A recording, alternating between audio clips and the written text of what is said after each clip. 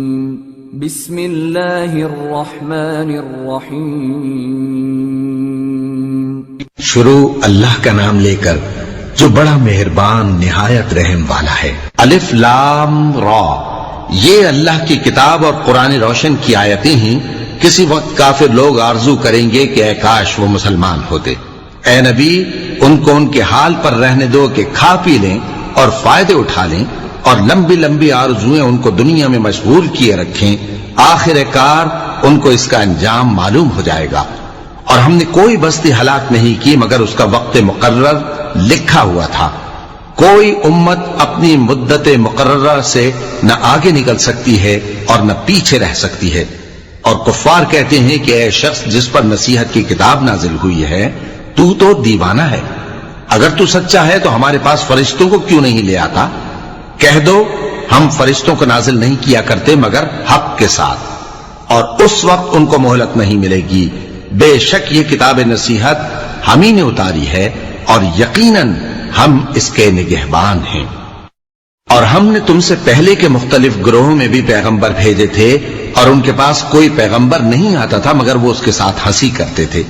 اسی طرح ہم اس گستاخی کو گناہگاروں کے دلوں میں ڈالے رکھتے ہیں، سو وہ اس پر ایمان نہیں لاتے۔ اور پہلے لوگوں کی روش بھی یہی رہی ہے، اور اگر ہم آسمان کا کوئی دروازہ ان پر کھول دیں اور وہ اس میں چڑھنے بھی لگیں تو بھی وہ یہی کہیں کہ ہماری آنکھیں باندھ دی گئی ہیں، بلکہ ہم پر جادو کر دیا گیا ہے۔ اور ہم نے آسمان میں برج بنائے ہیں اور دیکھنے والوں کے لیے اس کو سجا دیا ہے، اور ہر شیطان مردود سے اسے محفوظ کر دیا ہے۔ ہاں، اگر کوئی چوری سے سننا چاہے تو ایک روشن انگارہ اس کے پیچھے لپکتا ہے، اور زمین کو ہم نے پھیلایا اور اس میں پہاڑ بنا کر رکھ دیے، اور اس میں ہر ایک چیز اندازے سے اگائی۔ اور ہم نے تمہارے لیے اور ان لوگوں کے لیے جن کو تم روزی نہیں دیتے اس میں معاش کے سامان پیدا کیے، اور ہمارے ہاں ہر چیز کے خزانے ہیں، اور ہم اس کو بمقدار مناسب اتارتے رہتے ہیں۔ اور ہم ہوائیں چلاتے ہیں جو پانی سے بھری ہوئی ہوتی ہیں، سو ہم آسمان سے مے برساتے ہیں، پھر ہم تم کو اس کا پانی پلاتے ہیں، اور تم تو اس کا خزانہ نہیں رکھتے۔ اور یقیناً ہم ہی حیات بخشتے اور ہم ہی موت دیتے ہیں، اور ہم ہی سب کے وارث ہوں گے۔ اور جو لوگ تم میں پہلے گزر چکے ہیں ہم کو معلوم ہے، اور جو پیچھے آنے والے ہیں وہ بھی ہم کو معلوم ہے۔ اور تمہارا پروردگار قیامت کے دن ان سب کو جمع کرے گا، وہ بڑا دانا ہے، خبردار ہے۔ اور ہم نے انسان کو کھنکھناتے سڑے ہوئے گارے سے پیدا کیا ہے، اور جنوں کو اس سے بھی پہلے بے دھوئیں کی آگ سے پیدا کیا تھا۔ اور وہ وقت قابل ذکر ہے جب تمہارے پروردگار نے فرشتوں سے فرمایا تھا کہ میں کھنکھناتے سڑے ہوئے گارے سے بشر بنانے والا ہوں، بس جب میں اس کو درست کر لوں اور اس میں اپنی طرف سے روح پھونک دوں تو اس کے آگے سجدے میں گر پڑنا۔ چنانچہ فرشتے تو سب کے سب سجدے میں گر پڑے مگر شیطان کہ اس نے سجدہ کرنے والوں کے ساتھ ہونے سے انکار کیا۔ فرمایا اے ابلیس، تجھے کیا ہوا کہ تو سجدہ کرنے والوں میں شامل نہ ہوا؟ اس نے کہا میں ایسا نہیں ہوں کہ انسان کو جس کو تو نے کھنکھناتے سڑے ہوئے گارے سے بنایا ہے سجدہ کروں۔ فرمایا یہاں سے نکل جا کہ اب تو مردود ہے، اور تجھ پر قیامت کے دن تک لعنت برسے گی۔ اس نے کہا کہ پروردگار مجھے اس دن تک مہلت دے جب لوگ مرنے کے بعد زندہ کیے جائیں گے۔ فرمایا اچھا، سو تجھے مہلت دی جاتی ہے وقت مقرر یعنی قیامت کے دن تک۔ اس نے کہا کہ پروردگار جیسا تو نے مجھے بھٹکا دیا ہے میں بھی زمین میں لوگوں کے لیے گناہوں کو آراستہ کر کے دکھاؤں گا اور سب کو بہکاؤں گا۔ ہاں، ان میں جو تیرے خاص بندے ہیں ان پر میرا قابو چلنا مشکل ہے۔ فرمایا کہ مجھ تک پہنچنے کا یہی سیدھا رستہ ہے، جو میرے خاص بندے ہیں ان پر تجھے کچھ قدرت نہیں کہ ان کو گناہ میں ڈال سکے۔ ہاں، بد راہوں میں سے جو تیرے پیچھے چل پڑے، اور ان سب کے وعدے کی جگہ جہنم ہے، اس کے 7 دروازے ہیں، ہر ایک دروازے کے لیے ان میں سے الگ الگ حصہ ہے۔ جو متقی ہیں وہ باغوں اور چشموں میں ہوں گے، ان سے کہا جائے گا کہ ان میں سلامتی اور امن و اطمینان سے داخل ہو جاؤ، اور ان کے دلوں میں جو کدورت ہوگی ہم اسے نکال دیں گے، گویا بھائی بھائی مسندوں پر ایک دوسرے کے سامنے بیٹھے ہوں، نہ ان کو وہاں کوئی تکلیف پہنچے گی اور نہ وہ وہاں سے نکالے جائیں گے۔ اے پیغمبر میرے بندوں کو بتا دو کہ میں بڑا بخشنے والا ہوں، بڑا مہربان ہوں، اور یہ کہ میرا عذاب بھی درد دینے والا عذاب ہے۔ اور ان کو ابراہیم کے مہمانوں کا احوال سنا دو۔ جب وہ ابراہیم کے پاس آئے تو سلام کہا۔ انہوں نے کہا کہ ہمیں تو تم سے ڈر لگتا ہے۔ مہمانوں نے کہا کہ ڈریے نہیں، ہم آپ کو ایک دانشمند لڑکے کی خوشخبری دیتے ہیں۔ وہ بولے کہ جب مجھے بڑھاپے نے آ پکڑا تو تم خوشخبری دینے لگے، اب کاہے کی خوشخبری دیتے ہو؟ انہوں نے کہا کہ ہم آپ کو سچی خوشخبری دیتے ہیں، سو آپ مایوس نہ ہوں۔ ابراہیم نے کہا کہ اللہ کی رحمت سے مایوس ہونا تو گمراہوں کا کام ہے۔ پھر کہنے لگے کہ فرشتوں، تمہارا اصل کام کیا ہے؟